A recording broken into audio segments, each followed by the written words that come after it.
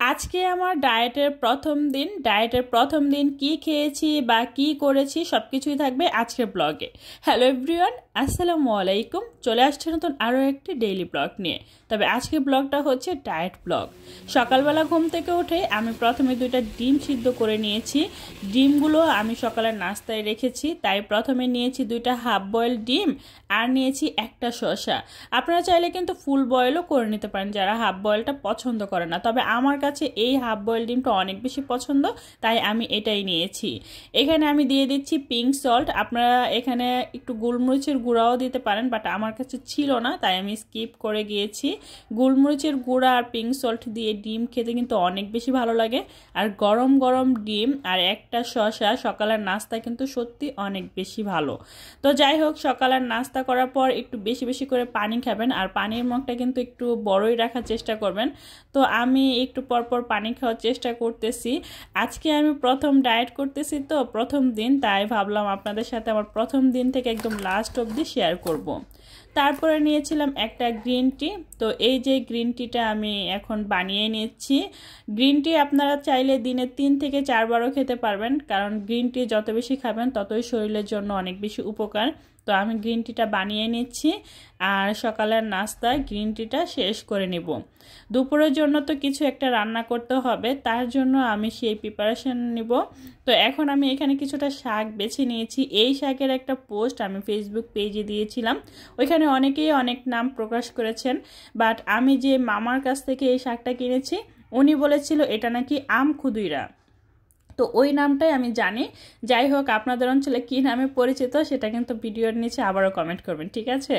শাকগুলো ভালোভাবে ধুয়ে ক্লিন করে নিয়েছি, আর শাক ভাজি করার জন্য এখানে আমি নিয়েছি পেঁয়াজ কুচি, রসুন কুচি, পেঁয়াজ পাতা কুচি, সেই সাথে কাঁচামরিচ ফালি। আর শাক যেহেতু একদম অল্প ছিল তার জন্য আমি কিছুটা শিম আর নতুন আলু কেটে নিয়েছি শাকের মধ্যে দেওয়ার জন্য, এতে করে সবজির পরিমাণটা একটু বেশি হবে। আর নিয়েছি বেগুন ভাজা, যত বেশি সবজি খাবো ততই ভালো। প্রথমে আমি এই আলু আর শিমগুলো ভালোভাবে ধুয়ে একটা হাঁড়ির মধ্যে নিয়ে নিচ্ছি, কারণ এইগুলো প্রথমে নিচে দিতে হবে, তা না হলে কিন্তু আবার শাকটা বেশি সেদ্ধ হয়ে যাবে, এগুলো তাড়াতাড়ি সেদ্ধ হবে না। তারপরে দিয়ে দিচ্ছি আমি শাক। এই শাকটা না আমার সত্যি অনেক বেশি পছন্দ। আপনাদের কার কার পছন্দ এই শাক তো অবশ্যই কমেন্ট করে জানাবেন। অনেক নামি দামি শাক তো আমরা খাই, তাই না? এইসব শাক কিন্তু খুব সহজে পাওয়া যায় না গ্রামের বাড়ি ছাড়া। তো এখানে আমি কাঁচামরিচ, পেঁয়াজ পাতা দিয়ে দিয়েছি। এবার আমি চুলার আঁচটা ধরিয়ে দিচ্ছি, আর যখন অনেকটা সময় হবে একটু সফট হয়ে আসবে দিয়ে দিচ্ছি স্বাদ মতো নুন। নুনটা অবশ্যই বুঝে শুনে দেবেন, কারণ শাকটা কিন্তু অনেকটা কমে যাবে।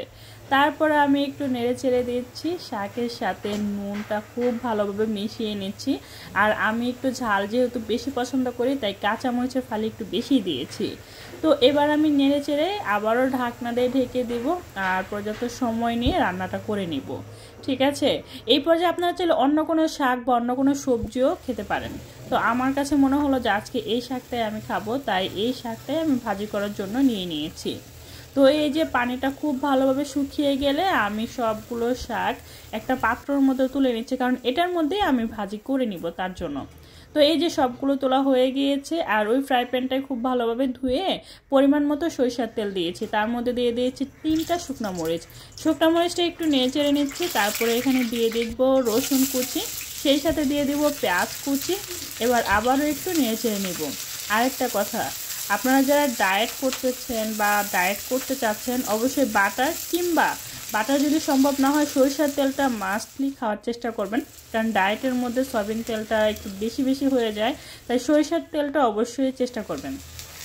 আর এই তো আমি এখন দিয়ে দিচ্ছি শাকটা সুন্দর করে ভাজি করে নিব।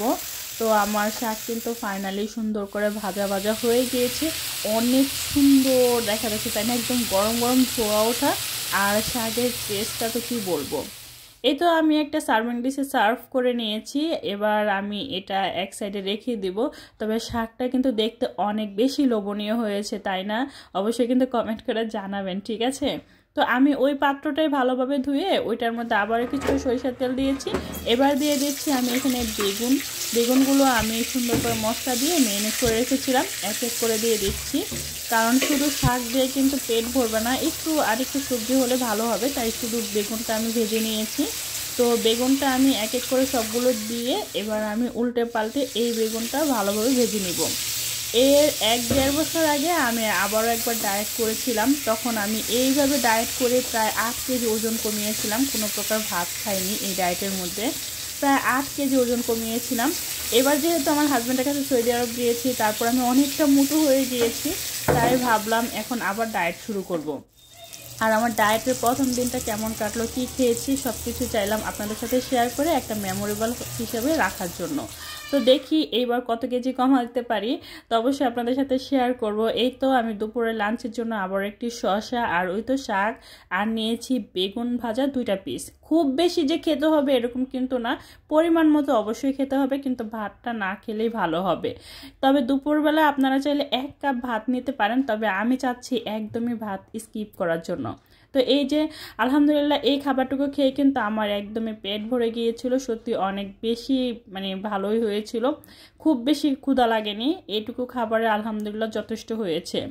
আপনারা চাইলে রাতের বেলা আবারও 2টা ডিম বা শসা বা কিছুটা সবজি ভাজি করে খেতে পারেন, সেই সাথে অবশ্যই গ্রিন টি রাখবেন। তো আজকের এই ডায়েট ব্লগটা কেমন ছিল সেটা অবশ্যই কমেন্ট করে জানাবেন। ভালো লাগলে লাইক কমেন্ট শেয়ার করতে ভুলবেন না।